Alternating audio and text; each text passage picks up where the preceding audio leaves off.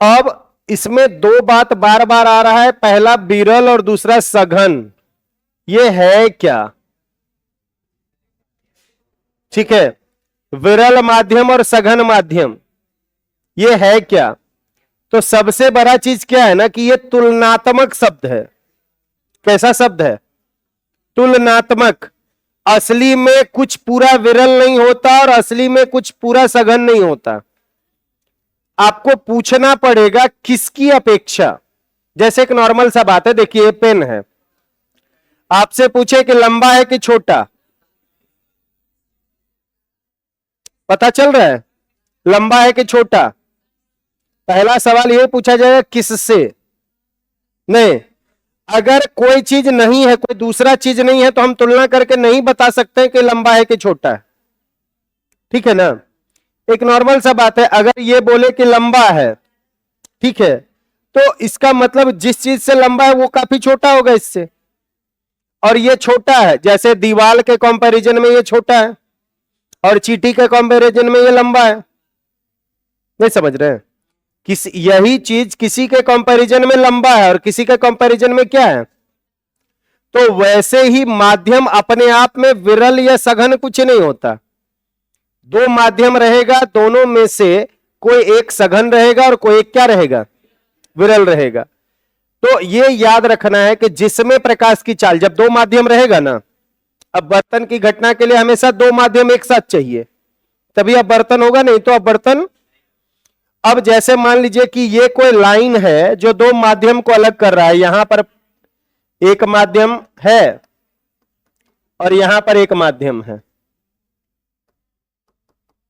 यहां पर माध्यम एक है, यहां पर माध्यम दो है, तो बीच में कोई ना कोई तो जगह होगा जहां पर दोनों माध्यम अलग हो रहा होगा ना।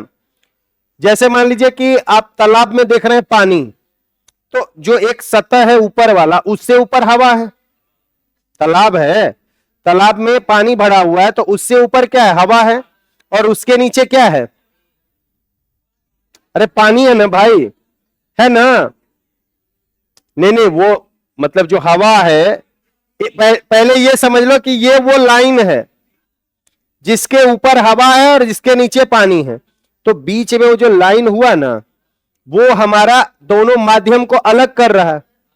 तो यहां पर वही वाला वो लाइन है जो दो माध्यम को अलग कर रहा है। तो अब एक माध्यम ऊपर है और एक माध्यम क्या है? अब इसमें से तय होगा कि कौन सा सघन है और कौन सा विरल है। ठीक है, तो हवा आपका विरल है और जल सघन है। ठीक है, कैसे पता चला? हम अपने से चल के देख लेते हैं। हवा में आप दौड़ रहे हैं ना, कभी पानी में दौड़ के देखो।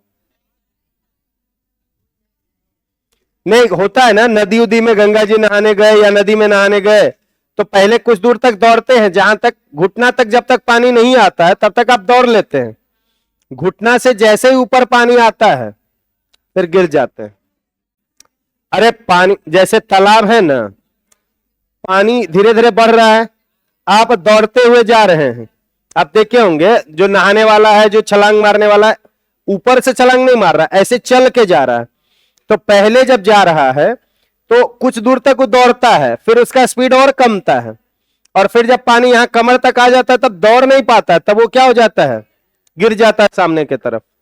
ठीक है ना? इससे हम लोग को पता चल रहा है, लेकिन हम लोग इस हिसाब से किसी भी माध्यम को सघन या विरल नहीं तय करेंगे।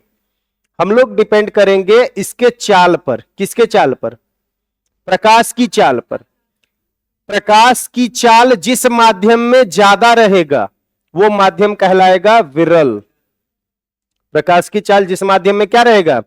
ज्यादा, उस माध्यम को हम लोग कहेंगे विरल। और प्रकाश की चाल जिस माध्यम में रहेगा कम, उसको हम लोग कहेंगे कौन सा माध्यम? तो सघन और विरल का कंसेप्ट हुआ क्लियर? कोई दिक्कत? अब जैसे बोला कि यहां पर हवा और जल ले लिए, तो हवा हो गया विरल और जल हो गया सघन। लेकिन यही जल और कांच ले लिए, फिर वही जल जो पहले विरल था, सॉरी वो मतलब जो पहले सघन था, वो अब क्या हो गया? विरल हो गया। और कांच क्या हो गया? फिर उस कांच के साथ हम लोग ले लिए हीरा को। किसको ले लिए? तो फिर वही कांच हो गया विरल और हीरा हो गया क्या? तो ये जब भी कभी बात करते हैं तो अपने आप में कोई चीज ना तो सघन है ना ही क्या है, विरल है। ये इस बात पर निर्भर करता है कि किसके साथ लिया गया है, ठीक है ना।